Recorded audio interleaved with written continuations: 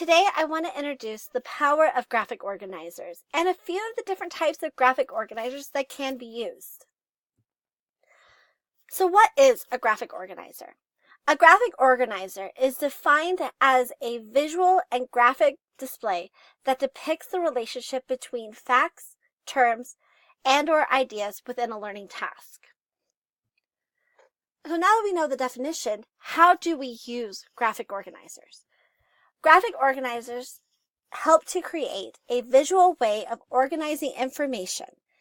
It can also be used as a writing prompt and therefore can be used for brainstorming.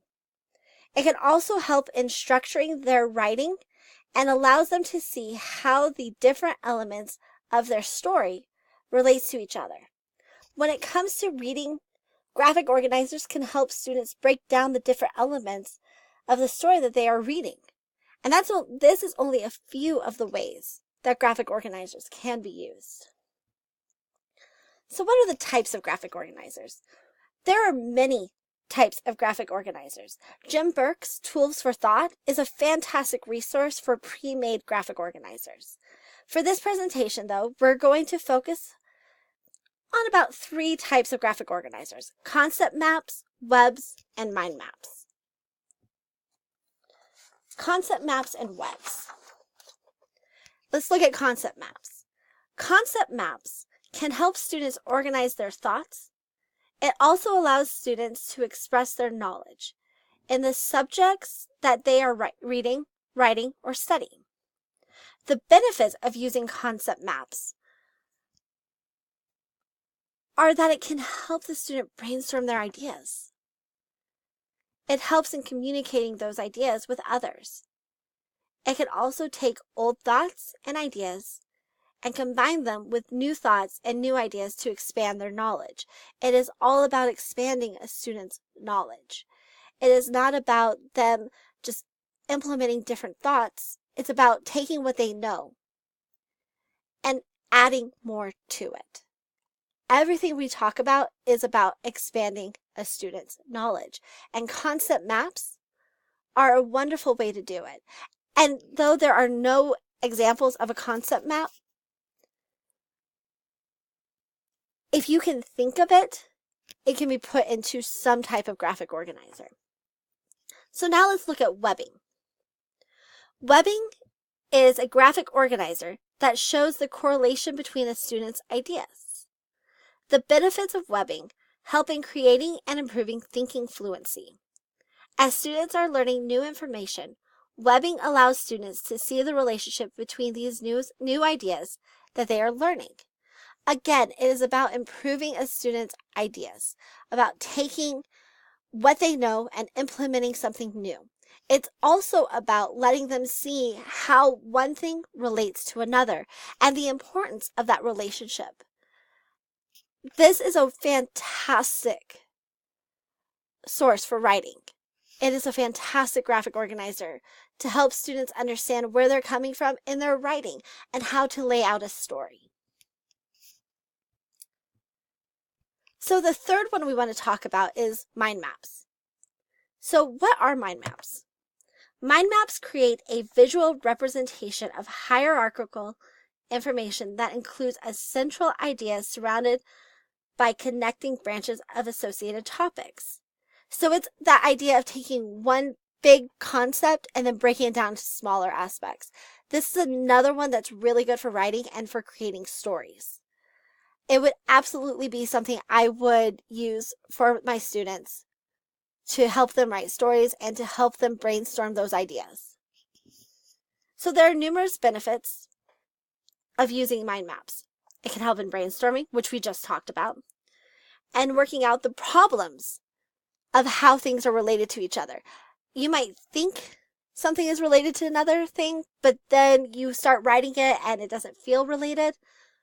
Mind maps allow you to see that. It's a visual representation that allows them to see if what they are writing works or doesn't work.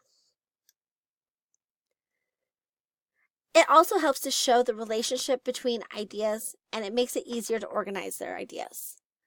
This is also a great way for students to take notes. They write the main topic that they're going to be talking about. At the very top, put a bubble around it and start doing their subpoints by drawing a line with another bubble at the end of the line. And they put the subpoints in there as they go through the lecture, and then they can put their subpoints underneath that.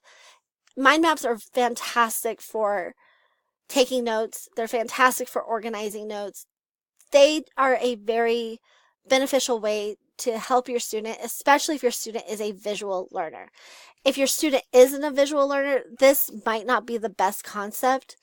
I'm personally not a visual learner, so I struggle with mind maps, but I've seen students use mind maps in ways that I never thought could be done. So this is a fantastic way to do that. So again, we've talked about concept maps, webs, and mind maps. All three are about enhancing the student's knowledge and not just substituting it. We want the students to take what they know and enhance it with more knowledge. And again, the ideas of using concept maps, webbing, and mind maps is a fantastic way for that to be achieved. So why do graphic organizers work? Graphic organizers help to create a visual picture for students to understand the information that they are learning about. They also can help to meet students' needs. Everything we do is about meeting the needs of our students. We can have one student who is great just sitting down there writing notes, no problem. But then another student who will struggle with it. It's important that we have the resources to meet every single student's need that is in our classroom. Now, the reason that using graphic organizers meets the students' needs is that the information is being presented both in the written form, so they are actually having to write the information down, but also in a visual form. And for your kids who are visual learners, this is fantastic for them. So how can we use graphic organizers, or what are some of the uses of graphic organizers? Graphic organizers can be used in a multitude of ways to support students in the academic realm. They can be used to help students to take notes, and that can support the lectures that are happening in the classroom or any type of learning that's happening in the classroom. It can help in a multitude of aspects in writing, starting with pre-writing. And these on the screen are just a few uses that graphic organizers can be used for. Note-taking, supporting in lectures, the pre-writing, even text illustration. And even for teachers, unit planning, classroom management, and even checking to see how our students are, if they're able to retrieve the information that we've learned. If you can think of something, you can put it down into a graphic organizer. And again, Jim Burke's Tools for Thought, a fantastic resource. I highly recommend it. They're already made for you. They're a group of graphic organizers already made. So here you can see my reference pages, my references.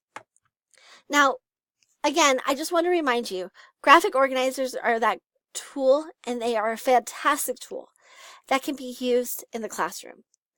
They can be used in a multitude of elements in the classroom and should be used and should be explored.